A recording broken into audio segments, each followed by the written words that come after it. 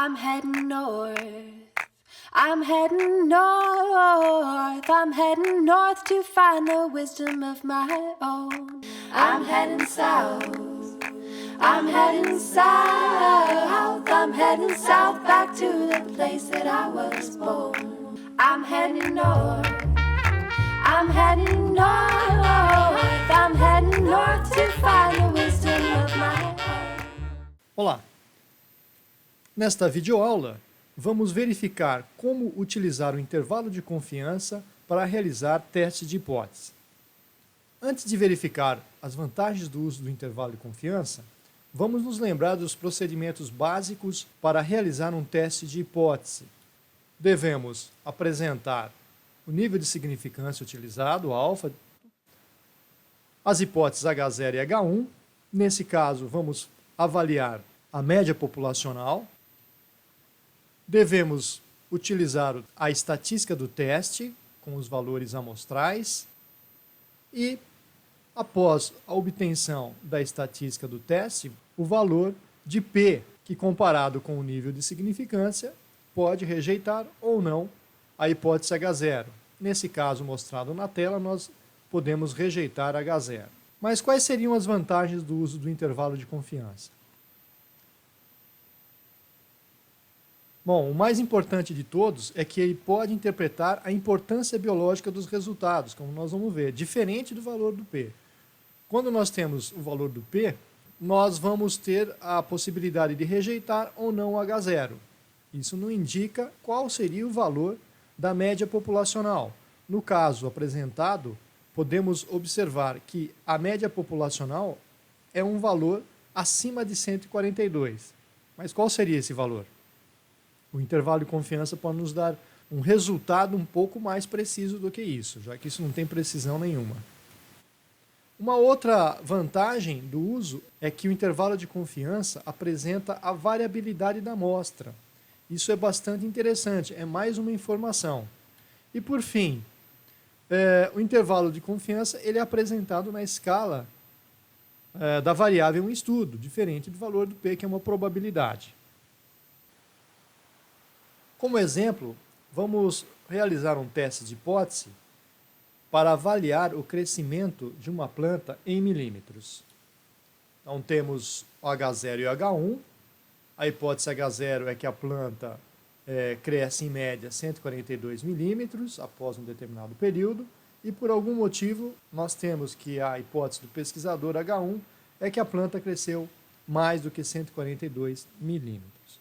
Muito bem, de posse da nossa amostra, a média, x barra, desvio padrão e o tamanho da amostra, podemos calcular o T observado, que resulta em 2,32, e vamos obter o valor de P igual a 0,0327 ou 3,27, comparado com o nível alfa, que é 5%, nós poderíamos rejeitar H0.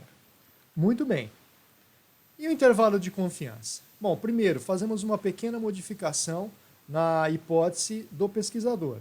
Sempre a hipótese do pesquisador vai apresentar o sinal de diferente, já que o intervalo de confiança ele precisa ter um início e um final.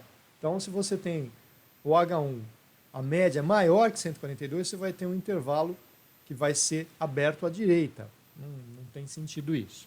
Então, fazemos essa modificação, mas isso não vai alterar nada a nossa análise.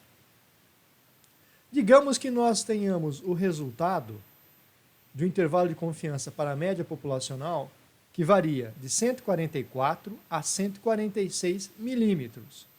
Esse resultado não é o resultado para a nossa amostra anterior, é apenas um exemplo do que poderia acontecer. Então veja, como é que nós vamos usar o intervalo de confiança para fazer o teste de hipótese com algumas vantagens? Então vamos lá. Primeiro, olha só. Nós temos aqui um gráfico em que temos no eixo X as médias populacionais e no eixo Y 3 possíveis resultados de intervalo de confiança. Então, onde é que está esse nosso intervalo de confiança? Veja bem, ele está aqui. Esse intervalo, como você pode observar, ele não contém o valor 142 de média. Todos os valores desse intervalo de confiança estão acima de 142. Então veja, nós podemos, a partir desse resultado 144 a 146, rejeitar H0. Bom, você poderia perguntar, bom, digamos que não foi esse resultado, foi um outro resultado, como por exemplo, esse resultado do intervalo, que fosse de 138, algum valor até 140,5, por exemplo. Também com esse intervalo nós poderíamos rejeitar H0. Por quê? Porque, na verdade, o 142 ele não está contido. Então, não deve ser 142 a média da população. Mas ainda poderíamos ter um terceiro resultado. Um resultado de intervalo qualquer que teria a média populacional 142. Bom, se esse intervalo possui o valor 142, não é possível rejeitar H0. Mais do que isso, vamos voltar no nosso intervalo de confiança de 144 a 146. Como nós rejeitamos H0, traz bastante informação, diferente do valor do P, porque nós sabemos que, no mínimo, o crescimento da planta foi 2 milímetros a mais do que o que era anteriormente, que era 142, e pode chegar até 146. Essa é uma informação importante que nós não tínhamos. Então, nós conseguimos verificar a importância biológica do resultado. Se 2 milímetros são importantes ou não, quem vai dizer são os pesquisadores. Por outro lado, nós também podemos ver que esse intervalo é um intervalo interessante, porque ele é preciso, ele varia em 2 milímetros. Então, há uma baixa variação na nossa amostra, uma outra informação. Além do que, esse valor também, de 144 a 146, é dado em milímetro, coisa que nós não tínhamos. Então, observe que nós ganhamos muitas informações quando utilizamos o intervalo de confiança de 95%. Vamos ver como utilizar o intervalo de confiança como alternativa para testes de hipótese com 2 parâmetros. Lembrando do H0 e H1, né? A média no H0, média experimental igual a média controle. Claro que se isso acontece, a diferença entre essas médias é zero, isso é importante. E H1, que seria média experimental maior que média controle, por exemplo. Bom, podemos construir intervalo de confiança para a diferença entre as médias, existe uma fórmula para isso, mas não vamos abordar a fórmula aqui, apenas o conceito. A hipótese estatística H1 deve ser alterada, ela é maior, mas aqui para o intervalo de confiança deve ser diferente, o que não altera nada a análise e os resultados finais, tá certo? Temos um conjunto de dados amostrais para o grupo experimental e para o grupo controle, média, desvio padrão e tamanho da amostra, e vamos obter um intervalo de confiança de 95 para a diferença entre as médias. Observe que esse resultado foi 0,53, a gente poderia pensar na questão do crescimento das sementes em centímetro, então digamos que fosse 0,53 centímetros a 1,92 centímetros. Como é que eu utilizo esse intervalo para fazer a análise do meu experimento? Muito bem. Veja, se é verdadeira que a média do grupo 1 e a média do grupo 2 são iguais, a diferença é zero. Então, nós vamos usar o zero para fazer a análise, assim como nós fizemos o valor 142 milímetros no experimento anterior, com um único parâmetro. Lá nós tínhamos o valor do parâmetro. Aqui pode parecer que não tem, mas sempre será o valor zero, que é de igualdade entre as diferenças das médias, média 1 menos média 2, se são iguais, a diferença seria zero.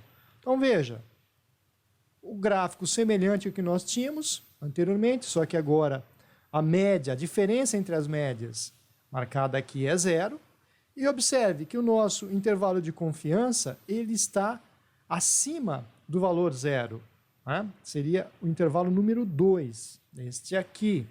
Muito bem, perceba que o valor zero não está contido no intervalo de confiança. Portanto, nós podemos rejeitar H0 e dizer que existe uma diferença entre as médias. De forma diferente, nós poderíamos ter um intervalo de confiança, que seria o intervalo de confiança, esse primeiro intervalo, não é?